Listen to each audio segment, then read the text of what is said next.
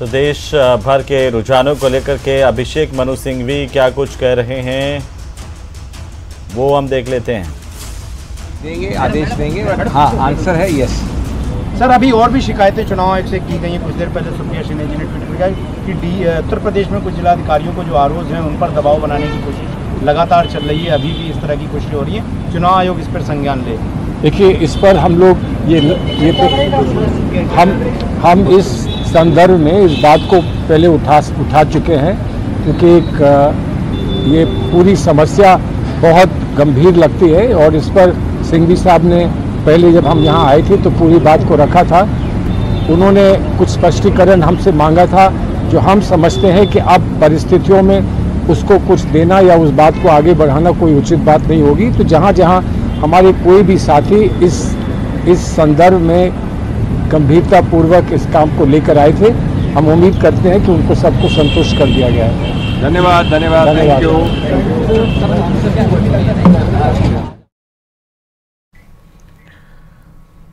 तो कांग्रेस नेताओं की ओर से बयान दिया गया है इस नतीजों को लेकर के, रुझानों को लेकर के और अब तक की जो स्थिति है राजनीतिक उसको लेकर के। सलमान खुर्शीद को आप सुन रहे थे। 15 साल बाद अपने ही गढ़ में कांग्रेस की वापसी हुई है। दौसा में कांग्रेस प्रत्याशी मुरारी लाल की जीत हो गई है। 2,30,000 से ज्यादा वोट से वो विजयी हुए हैं और नतीजे के बाद किरोड़ी लाल मीणा इस्तीफा दे सकते हैं। यह बड़ी खबर इस वक्त की।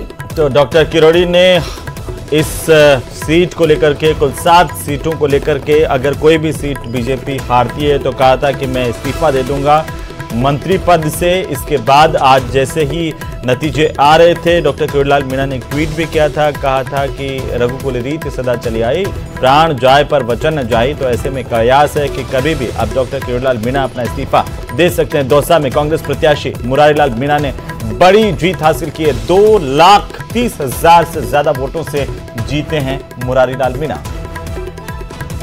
और इस बीच एक और चुनाव से जुड़ी बड़ी खबर आपको बता दें, जहां पर चित्तौड़गढ़ लोकसभा सीट पर बड़ा अपडेट सामने आ रहा है। बीजेपी के सीएम जोशी की लगातार सीपी जोशी माफ कीजिएगा जी, लगातार जीत हासिल की। उन्होंने 3,86,519 वोट से सीपी जोशी ने बड़ी जीत हासिल की है।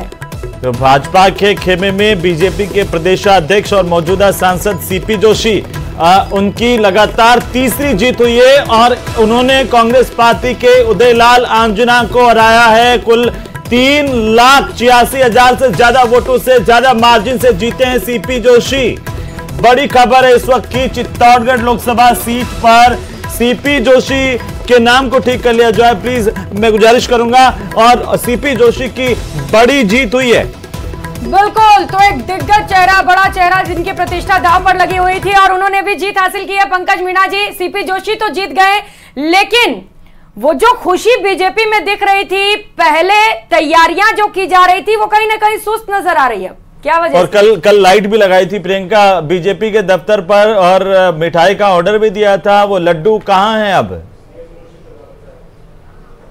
नहीं, निश्चित रूप से अभी हमारी पार्टी कार्यालय में जीत का जश्न मनाया जाएगा कि हम तीसरी बार देश में सरकार बनाने जा रहे हैं और राजस्थान में भी हम 14-11 से हम बहुत अच्छी स्थिति के अंदर हैं।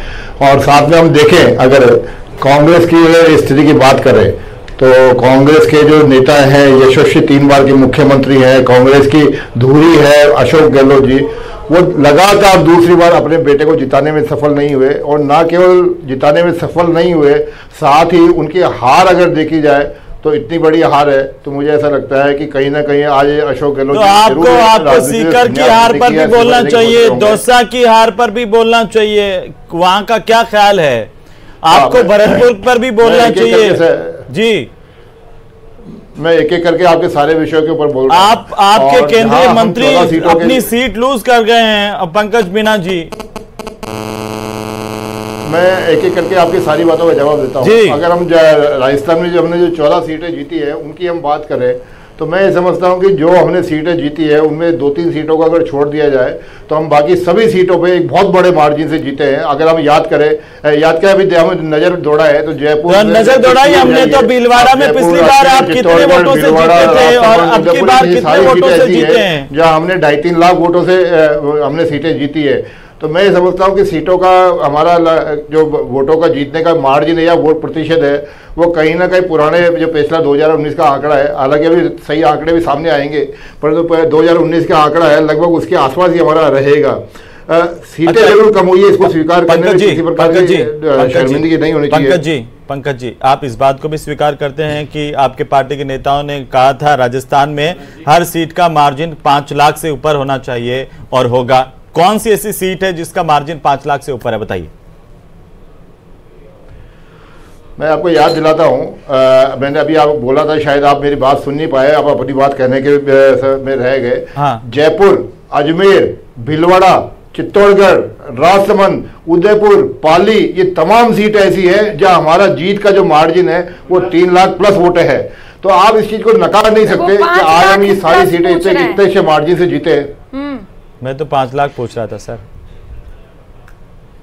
हाँ नहीं, देखिए 5 लाख बोल रहे थे आप, ठीक है, परंतु क्या 3 लाख 4 लाख का वोट कब है? अभी जैसे आपके चैनल ने दिखाया कि हम चित्तौड़गढ़ में 3,86,000 से जीते, क्या ये आंकड़ा, जीत का आंकड़ा संतुष्टि भरा नहीं है? आपको प्रसन्नता नहीं